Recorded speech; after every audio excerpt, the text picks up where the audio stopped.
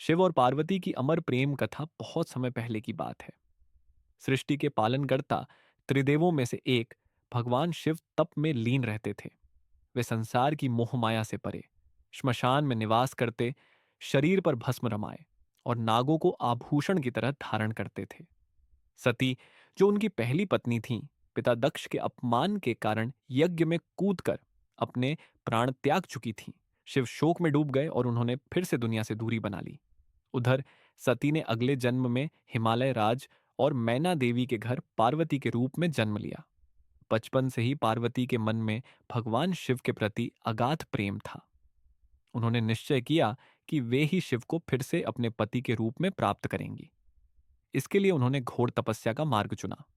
पार्वती ने जंगलों में जाकर वर्षों तक कठिन तप किया।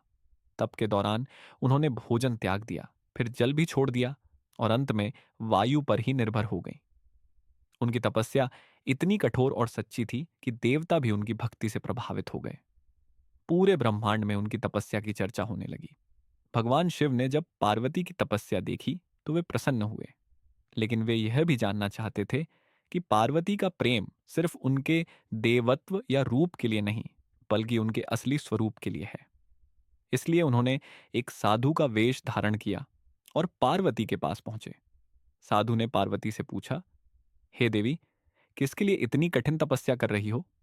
पार्वती ने विनम्रता से उत्तर दिया, मैं भगवान शिव को अपने पति के रूप में प्राप्त करना चाहती हूँ।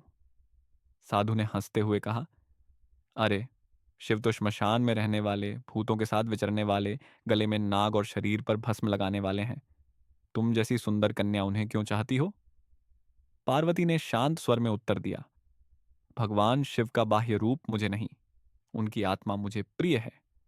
वे करुणा, ज्ञान और प्रेम के सागर हैं। मैं उनसे सच्चा प्रेम करती हूँ। इतना सुनते ही